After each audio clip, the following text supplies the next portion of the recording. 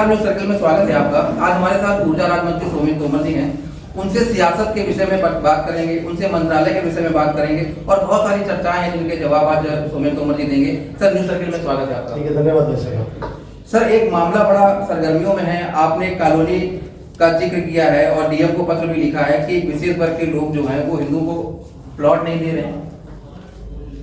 देखिए, हम लोग भारतीय जनता पार्टी और जो हमारी विचारधारा है जी, हम लोग सभी को साथ लेकर चलने की, और ये माननीय मोदी जी और हम लोग देश के प्रधानमंत्री जी का और माननीय मुख्यमंत्री जी पूज्य योगी आदित्यनाथ जी का प्रयास 2017 से पहले जहां मेरठ में एक इस तरह का माहौल था कि दंगे के शहर के रूप में इसकी पहचान होती थी। 2017 के बाद माननीय मुख्यमंत्री जी के आशीर्वाद से मेरठ में हम लोग लगातार मेरठ विकास के पथ पर आगे बढ़ रहा है। माननीय प्रधानमंत्री जी के आशीर्वाद से चाहे RRTS हो, चाहे हम दिल्ली मेरठ एक्सप्रेसवे की बात करें, चाहे अभी जो 5th फेज हमारा जो शुरू होगा, उसी के सामने एक अब्दुल्ला रेजिडेंसी के नाम से एक कॉलोनाइजर कॉलोनी डेवलप कर रहे हैं। जानकारी में आया कि वहाँ के स्थानीय लोगों ने बताया कि वहाँ पर कुछ सरकारी जमीन भी उसमें उन लोगों ने शामिल कर ली है, और जो वो प्रचार कर रहे हैं कि ये मुस्लिम कॉलोनी है, इसमें मुस्लिमों के अलावा कोई और नहीं रह सकता, और बिना किसी नक्शा स्वीकृति के लिए, बिना किसी अनुमति के उस कॉलोनी में एक धार्मिक स्थल मस्जिद बनाना, ये सभी संदेह के दायरे में आता है। और इस तरह का माहौल समाज के अंदर जहर बोलने का काम करने वाले लोगों के खिलाफ मैंने लिख के दिया है डीएम को। मैंने कहा है कि इन सभी बिंदुओं पर जांच की जाए, और जहां भी जो तथ्य सामने आएंगे उनके आधार पर हम लोग कार्रवाई करेंगे, और आवश्यकता पड़ी तो उच्च स्तरीय जांच की भी हम लोग की तैयारी है। क्योंकि मुझे ये भी जानकारी में आया है कि ये भूमि अर्जन मुक्त कैसे हुई है, क्योंकि ये समाजवादी पार्टी के कार्यकाल में 2015 के करीब ये अर्जन मुक्त की गई है, जबकि उसके आसपास की सारी जमीनें उस शास्त्री नगर स्कीम में ली गई, अधिग्रहण की गई। तो ये बची कैसे, ये भी एक जांच का विषय। अच्छा, एक टर्म और आ रहा है हाउसिंग जिहाद। एक नए टर्म जो आते हैं वो शुरू हो जाते हैं, तो क्या ये हाउसिंग जिहाद है क्या?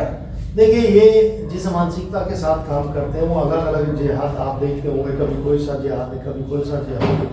लेकिन उत्तर प्रदेश के अंदर योगी जी की सरकार है, और इस तरह के किसी भी सोच वाले व्यक्ति की सोच को आगे नहीं बढ़ने दिया जाएगा। सर, एक चीज और बताइए, ऊर्जा मंत्रालय में सब ठीक ठाक चल रहा है?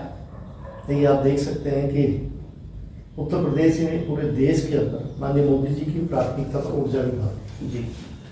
उत्तर प्रदेश के यशस्वी मुख्यमंत्री पूज्य योगी आदित्यनाथ जी लगातार ऊर्जा विभाग की समीक्षा करते हैं, और जहां 2017 से पहले हम लोग 8 दिन देखते थे कि 8 घंटे बिजली दिन में आती है और 8 घंटे रात में बिजली आती थी। अब हमारी सरकार माननीय योगी जी के नेतृत्व में प्रयास है कि हम 24 घंटे बिजली अपने सभी सम्मानित नागरिकों को दें।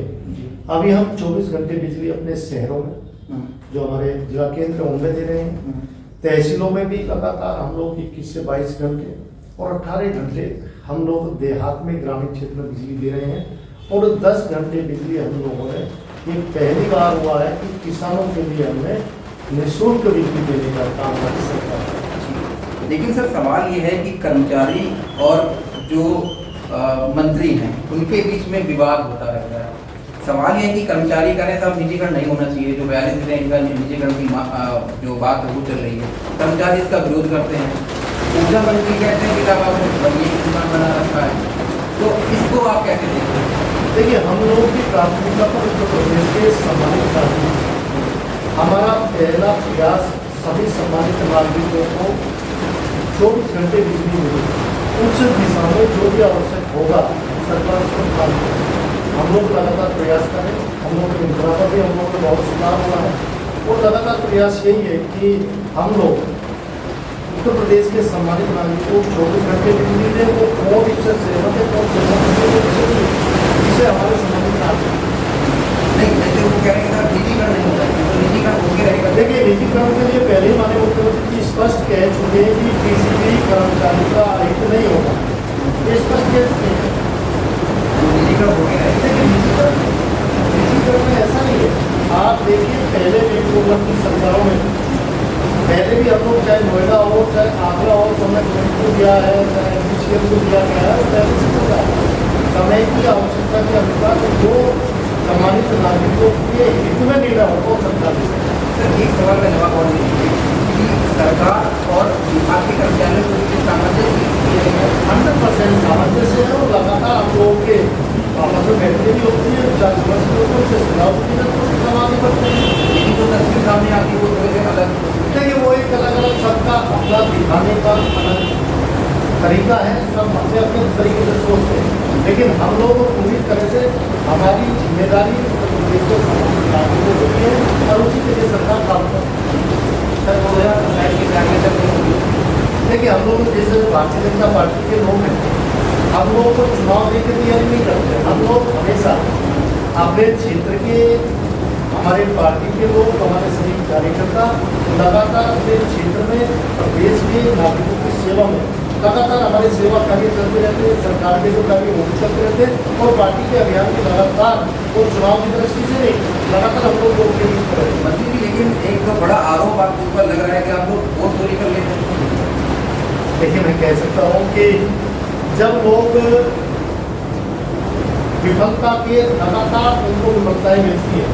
देखिए 2024 से पहले तो लोग ईवीएम पर आरोप लगाते थे, अब वो वोट चोरी का एक नया कंसेप्ट लेकर आए और मुझे लगता है कि मतदाता सूची का पुनर्निरीक्षण हमेशा होता है और ये किसने कहा कि गलत है यदि एक व्यक्ति की वोट कई जगह उसके साक्ष्य मिल रहे हैं, कोई व्यक्ति है भी नहीं इस दुनिया में, वो चला गया है परलोक सिधार गया, उसकी भी वोट है, एक व्यक्ति एक ही स्थान पर कई कई जगह रह रहा है एक ही समय पर, ये कैसे संभव है? देखिए व्यक्ति को वोट डालने का अधिकार, लेकिन वो कई कई जगह वोट बनवाए और लोग इसी मानसिकता के साथ इस तरह का प्रचार करें तो चुनाव आयोग ने कहा है कि आप समर्थन पत्र दीजिए, लेकिन वो सिर्फ मीडिया के सामने बोलते हैं। जहाँ उन्हें उचित जगह वो विषय रखना चाहिए वहाँ रखेंगे। लगातार इस बात को कहा जा रहा है और मैंने कहा कि मतदाता पुनरीक्षण हमेशा होता है, जब भी चुनाव आता है चुनाव से पहले ये होता है। चुनाव आयोग होना क्या उनको सफेद कफन जो है वो वोट ऐड करना चाहिए। मुझे लगता है कि अखिलेश यादव जी का विश्वास मर गया है, वो लगातार इस तरह के बयानबाजी कर वो जिन लोगों को खुश करना चाहते हैं, लेकिन मैं इतना जरूर कह सकता हूँ कि जो लोग सच्चाई समझ चुके हैं वो लगातार उन लोगों को जवाब दे रहे हैं। सर एक सवाल और भी आता है, जब भारतीय जनता पार्टी विपक्ष में थी तब भारतीय जनता पार्टी की चुनाव आयोग के ऊपर आरोप लगाती थी, ऐसा होता था। अब जब सरकार में है तो आप डिपेंड कर रहे हैं, नहीं करेंगे। मैं ये नहीं कह रहा, हम सच के साथ, हम तथ्यों के साथ, जो तथ्य सामने निकल कर आए उनके साथ। दूसरा एक पीडीए से सबसे बड़ी टक्कर आपकी 2027 में होनी है, तो पीडीए के टक्कर के लिए क्या मूल मंत्र है आपको? तो पीडीए से मतलब क्या है?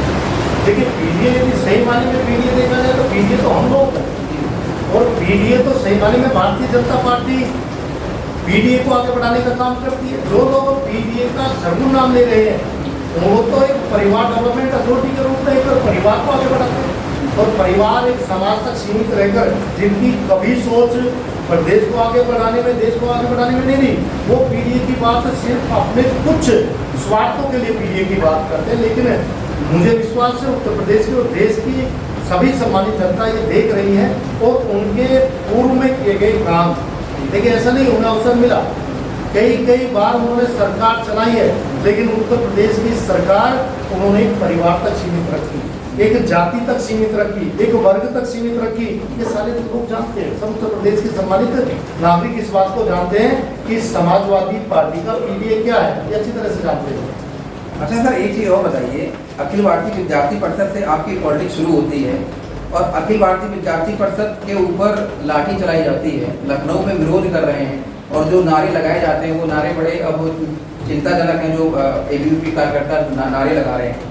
आप क्या समझना चाह रहे हैं, आप क्या कहेंगे इस पर कि अब जो है चीज़ें बिगड़ रही हैं क्या, या ये हम कहेंगे मिसअंडरस्टैंडिंग है? देखिए अखिल भारतीय विद्यार्थी परिषद जहाँ से मेरी शुरुआत हुई, मैं कह सकता हूँ कि यहाँ तक पहुँचने में यदि सबसे ज़्यादा किसी का महत्वपूर्ण योगदान है तो अखिल भारतीय विद्यार्थी परिषद का है। और अखिल भारतीय विद्यार्थी परिषद किसी राजनीतिक संगठन के लिए काम नहीं करता, अखिल भारतीय विद्यार्थी परिषद शिक्षा के क्षेत्र में अच्छी गुणवत्ता हो, शिक्षा में बदलाव हो, उसके लिए काम करता है। उनका किसी राजनीतिक संगठन से कोई मतलब नहीं है। लेकिन सरकार, क्योंकि भारतीय जनता पार्टी की है, योगी जी की सरकार है, कोई विषय आया उन्होंने आंदोलन किया, जिन लोगों ने उनके ऊपर लाठीचार्ज किया उन सभी पर कार्रवाई की गई है। और उस संस्थान के ऊपर भी जहां भी इलीगल एक्टिविटीज या जहां भी सरकारी संपत्ति उन लोगों के कब्जे में थी उस पर भी कार्रवाई की जा रही है लगातार। सवाल तो यही है कि अब जब हम सरकार में हैं, हमारे संगठन के ऊपर कुछ ऐसे ही अगर नहीं, विद्यार्थी परिषद मैंने कहा मायूस होंगे लोग, विद्यार्थी परिषद गैर राजनीतिक संगठन है। वो हर उस संगठन के हर उस विचारधारा के साथ जो देश को आगे बढ़ाने की बात करता है। उनका किसी भी संगठन से इस तरह से पार्टी से कोई संबंध नहीं है। जी बिल्कुल सही बात। एक सवाल का जवाब हम आपसे इतिहास से जानना चाहेंगे, क्योंकि आप फिजिक्स के विद्यार्थी हैं लेकिन इतिहास में भी आपकी बड़ी अच्छी पकड़ है। सम्राट मिहिर भोज, सम्राट मिहिर भोज को लेके बहुत सारे विवाद हैं। हम ये जानना चाह रहे हैं कि मंत्री जी इस पे क्या सोचते हैं? देखिए, कोई विवाद नहीं जी। और महापुरुष किसी जाति के नहीं होते। महापुरुष जो देश के लिए काम करते हैं वो महापुरुष सभी के लिए पूजनीय है और हम सभी का सम्मान करते हैं। लेकिन सभी किसी ना किसी जाति में जन्म लेते हैं। जिसने जिस जाति में जन्म लिया है उस जाति के लोग भी मानते हैं और बाकी जाति के लोग भी मानते हैं। और जहाँ तो विवाद तो सर यही हो रहा है कि नहीं, कौन थे? देखिए, गुर्जर सम्राट मिहिर भोज, जिनके बारे में यदि आप शुरुआत से लेकर पढ़ेंगे, आप साहब सिंह वर्मा जी जिस समय मुख्यमंत्री थे दिल्ली के, आप देखिए NH-24 वहां पर शुरुआत में गुर्जर सम्राट मिहिर भोज का एक बड़ा शिलापट लगा हुआ। इसके बाद अक्षरधाम में आप देखेंगे तो गुर्जर सम्राट मिहिर भोज जी के नाम से ही देश के यशस्वी प्रधानमंत्री माननीय मोदी जी ने वहां पर उद्घाटन किया है। वहां शोध संस्थान बना हुआ है। आप नोएडा में जाएंगे तो संस्कृति केंद्र बना हुआ है, उसमें लिखा हुआ है सभी जगह जो जो गुर्जर सम्राट थे उनके नाम भी अंकित है। और जिन्होंने महाकुंभ से लेकर भगवान श्री राम के मंदिर में जिनका योगदान है वो सारी चीजें वहां पर लिखी हुई है। हम ये कहते हैं, देखिए मेरा ये मानना है कि सभी लोग यदि मानते हैं, और ये जातीय व्यवस्था पहले से नहीं थी, जातियां 10वीं सदी के बाद आई, उससे पहले वर्ण में व्यवस्था थी। जो लड़ाई लड़े वो क्षत्रिय है। देखिए, आज जो बॉर्डर पर किसी भी जाति किसी भी वर्ग का व्यक्ति यदि देश की सेवा में लगा हुआ है, वो बॉर्डर पर प्रहरी के रूप में काम कर रहा है, तो जो देश की रक्षा करने का काम करते हैं वो क्षत्रिय है, सभी क्षत्रिय। नहीं, जैसे गुर्जर समाज और राजपूत समाज के बीच एक विवाद की स्थिति हो गई। नहीं, हम लोगों ने कभी विवाद नहीं किया। मैं गुर्जर समाज से हूँ लेकिन हमने कभी विरोध नहीं किया। राजपूत समाज को लगता है वो अपना मानते, वो भी वोट लगाए, वो भी लिखे, लेकिन कोई और नहीं लगाएगा, ये गलत। सर एक चीज और बताइए कि GST रिफॉर्म किया गया और कहा जा रहा है ये बड़ा अमूलचूल परिवर्तन आएगा आने वाले दिनों में, इसको आप कैसे देखते हैं? देखिए, हमारी सरकार हमेशा देश के लिए, क्योंकि हमारी पार्टी की सोच और पार्टी की शुरुआत ही हमारी यहाँ से होती है, हमारे लिए देश पे, देश के लिए जो आवश्यक होगा, देश के नागरिकों के लिए जो आवश्यक होगा, उसी तरह की योजनाओं को लेकर हमारी सरकार लेकर आती है। और माननीय मोदी जी जो एक छोटे से स्तर से रूट लेवल से निकल कर गए हैं, उन्हें सब चीज़ों की जानकारी है। जैसी जैसी समय पे आवश्यकताएं होती है उस तरह के रिफॉर्म करते हैं। लेकिन सर आम लोग कह रहे हैं हुजूर आते आते बहुत देर कर दी। देखिए, मुझे लगता है कि 2014 के बाद जिस तेजी के साथ देश का विकास हुआ, हम लोग कह सकते हैं कि जो भुखमरी गरीबी रेखा से बाहर लोग निकले हैं, और माननीय मोदी जी ने समय समय पर इस तरह की योजनाओं को लाकर जहां जैसी आवश्यकता है उन योजनाओं को लेकर मोदी जी लेकर आए हैं और आवश्यकता के अनुसार सरकार उस पर काम कर रही है। आज आवश्यकता है उसी तरह से ये एक बड़ा परिवर्तन है और क्रांतिकारी कदम मैं कह सकता हूँ कि देश के लिए और देश की सरकार के द्वारा लिया गया। ठीक, GST रिफॉर्म की बात हुई, एक सवाल सर और आपसे कि स्वदेशी और आत्मनिर्भरता की बात होती है कि अगर हमें दुनिया में नाम करना है और हमें उत्तर प्रदेश को 1 ट्रिलियन इकोनॉमी बनाना है, जो मुख्यमंत्री योगी जी का सपना है, तो 1 ट्रिलियन इकोनॉमी बनाने के सपने में क्या योगदान आप लोग कर रहे हैं? दूसरा, स्वदेशी के आधार पर हम कितना आगे बढ़ चुके हैं? देश के यशस्वी प्रधानमंत्री मोदी जी ने जहां वोकल लोकल की बात की, स्वदेशी के पक्ष में हमेशा भारतीय जनता पार्टी और हमारी विचारधारा रही है। भारत एक बड़ा मार्केट है, लेकिन हम लोग गुणवत्तापूर्ण अपनी देश की निर्मित चीजों पर इस्तेमाल करेंगे तो उसका फायदा देश के सम्मान में और देश को आगे बढ़ाने में मिलेगा। जब हम विकसित भारत की बात देश के यशस्वी प्रधानमंत्री जी करते हैं कि 2047 तक विकसित भारत बनाना, वो $5 ट्रिलियन की बात करते हैं कि $5 ट्रिलियन इकोनॉमी होनी चाहिए। तो उसमें हमारे उत्तर प्रदेश के यशस्वी मुख्यमंत्री पूज्य योगी आदित्यनाथ जी ने कहा कि उत्तर प्रदेश देश का सबसे बड़ा प्रदेश, तो $1 ट्रिलियन की उसमें भूमिका उत्तर प्रदेश की रहेगी। लगातार उत्तर प्रदेश बदल रहा है। देखिए उत्तर प्रदेश में आज सबसे ज्यादा निवेश यदि देश के अंदर किसी प्रदेश में आकर्षण है तो उत्तर प्रदेश का है। आज सबसे ज्यादा निवेश उत्तर प्रदेश के अंदर हो रहा है। आज उत्तर प्रदेश की कानून व्यवस्था का उदाहरण देश भी अंतर्राष्ट्रीय स्तर पर किया जा रहा है। आने वाले 5 सालों में हम आपसे ये समझना चाहेंगे कि जिस तरीके से मेरठ की कनेक्टिविटी बढ़ रही है और बाकी सारी चीज़ों में डेवलपमेंट हो रहा है, आप गृह मंत्री जी से मुलाकात आप कर चुके हैं बीते दिनों, 5 साल बाद आप मेरठ को कैसा देखते हैं? देखिए 5 साल तो मुझे लगता है लंबा समय हो जाएगा। अब 5 साल का विजन बता नहीं, मैं तो अभी 2 साल के अंदर ही जी। आप देखिए 2027 तक एक बदलता हुआ मेरठ आप देखेंगे। 17 के बाद लगातार मेरठ बदल रहा है। अब मेरठ जो 17 से पहले क्रांति की भूमि के रूप में पहचान होती थी, पूज्य योगी आदित्यनाथ जी के आशीर्वाद से खेल विश्वविद्यालय बनने के बाद वो खेल नगरी के रूप में भी स्थापित हो रहा है। वन डिस्ट्रिक्ट वन प्रोडक्ट हम लोग पूरे प्रदेश के अंदर लेकर आए, लेकिन मुझे बताते हुए खुशी है कि मेरठ के अंदर 5 प्रोडक्ट ऐसे हैं जो हम अंतर्राष्ट्रीय स्तर पर मेरठ को पहचान देते हैं। आज मेरठ और दिल्ली की दूरी कम हुई है। RRTS के बाद प्रतापपुर से हो सकता है कि आपको मेरठ के दूसरे कोने पर जाने में समय लग जाए, लेकिन आपको घाट प्लेस जाने में टाइम नहीं लगेगा। अभी जो टाउनशिप की शिलान्यास पूज्य योगी आदित्यनाथ जी कर गए हैं, वो टाउनशिप देश की पहली टाउनशिप जिसमें हम लोग रेजिडेंशियल, कॉमर्शियल, इंडस्ट्रियल यानी सभी फैसिलिटीज हम लोग लेकर आए। और एक टाउनशिप हम लोग अपने हापुड़ रोड पर उधर आवास विकास के द्वारा लेकर आए। लगातार मेरठ का विकास देश के और प्रदेश की प्राथमिकता पे, और मुझे लगता है कि अंग्रेजों के बाद सबसे ज्यादा यदि मेरठ के लिए किसी ने सोचा है तो भारतीय जनता पार्टी की सरकार, वर्तमान सरकार उस पर काम कर रही है। ठीक, योगी जी का विशेष ध्यान रहता है, आप ये कहते रहेंगे योगी जी का विशेष ध्यान पश्चिम उत्तर प्रदेश की तरफ रहता है, इस बात के क्या मायने हैं? देखिए मैंने महाराज जी से जब भी जो आग्रह किया जी, हर वो सुझाव, हर वो आग्रह जो माननीय मुख्यमंत्री जी के माध्यम से हम लोगों ने मेरठ के अंदर कराया है जी। नहीं तो हमारी जो विरासतें थी, हमारी जो सांस्कृतिक धरोहर थी, उनकी पहचान धीरे धीरे विलुप्त हो रही थी। माननीय मुख्यमंत्री जी के आशीर्वाद से चाहे आज मां मनसा देवी हो, मां नौचंदी की देवी हो, चाहे आज गंगोत्री तीर्थ हो, चाहे हस्तनापुर हो, ये सभी वो हमारे धार्मिक और आध्यात्मिक जो हमारे केंद्र है, उन सभी पर माननीय मुख्यमंत्री जी के आशीर्वाद से।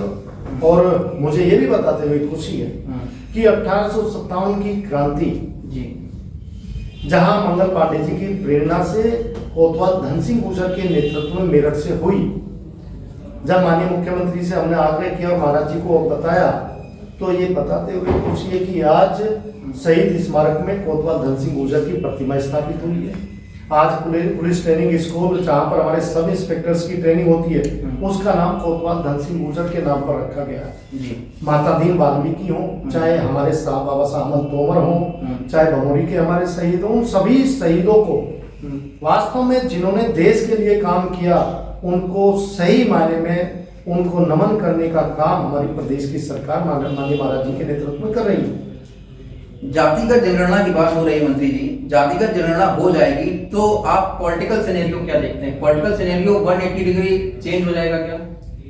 देखिए समय समय पर आवश्यकता के अनुसार ये आवश्यकता है, जातीय जनगणना होनी चाहिए और हमारी सरकार उसे करा भी रही है और उससे बहुत सी चीजें बदल कर आएंगी। अभी जनगणना होने दीजिए, जैसे विरोध करते थे मैंने कहा जातीय जनगणना होने के बाद आप देखिए पूरा सिनेरियो जिस तरह से, वास्तव में देखिए हर किसी को जिम्मेदारी भागीदारी मिलनी चाहिए, इसलिए आवश्यकता है जातीय जनगणना और हमारी सरकार पूरी तरह उसके पक्ष में।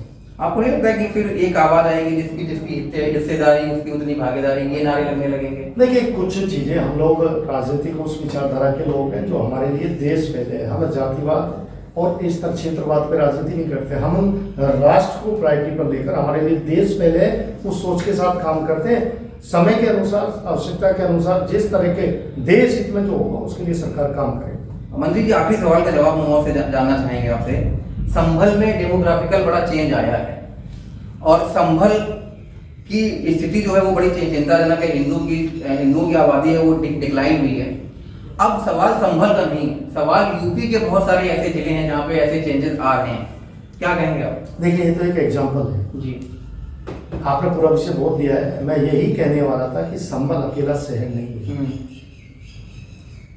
ऐसा क्या कारण है कि जहां पर 80% हिंदू रहते हैं और 20% मुस्लिम हैं, वो बहुत अच्छे से रहते हैं, उनकी देखभाल हिंदू समाज के लोग करते हैं।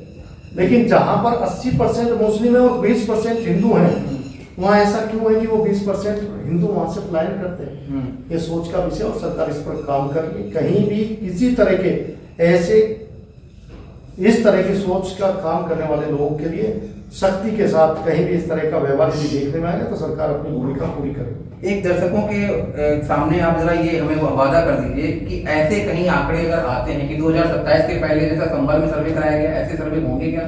देखिए, लगातार हमारी सरकार प्रदेश के हित में जो भी होगा उसे करने के लिए हम पूरी तरह से कटिबद्ध हैं और उत्तर प्रदेश के यशस्वी मुख्यमंत्री जी की सोच है प्रदेश पहले हम लोग के लिए। ठीक, 27 के लिए आप चुनाव में जाएंगे, हमारे दर्शकों को आप क्या कहना चाहेंगे? देखिए, मैं यही आग्रह करूंगा कि हमारे देश के यशस्वी प्रधानमंत्री माननीय मोदी जी ने देश का मान सम्मान अंतर्राष्ट्रीय स्तर पर बढ़ाया। उत्तर प्रदेश के यशस्वी मुख्यमंत्री कुछ योगी आदित्यनाथ जी के नेतृत्व में 2017 के बाद लगातार बदलता हुआ प्रदेश हमारे प्रदेश के सभी सम्मानित नागरिक देख रहे हैं। जिन लोगों ने जिस तरह का पाप उत्तर प्रदेश के साथ किया उसका जवाब उन्होंने लगातार दिया है। वो उनका आशीर्वाद बना रहे। बदलता हुआ उत्तर प्रदेश, बढ़ता हुआ उत्तर प्रदेश माननीय योगी जी के नेतृत्व में सभी सम्मानित नागरिकों को समर्पित है। ठीक, मंत्री जी आपका बहुत बहुत आभार, आपने न्यूज़ सर्किल को समय दिया। धन्यवाद। तो मंत्री जी का यही कहना है कि आने वाले दिनों में 2027 के बाद स्थितियां काफी बदलेंगी, विकास को लेकर और सियासत को लेकर भी। खैर, ये देखने वाली बात होगी। फिलहाल अभी के लिए इतना ही, अगले एपिसोड में फिर किसी मुद्दे पर चर्चा करेंगे। तब तक के लिए मुझे दीजिए इजाजत। नमस्कार।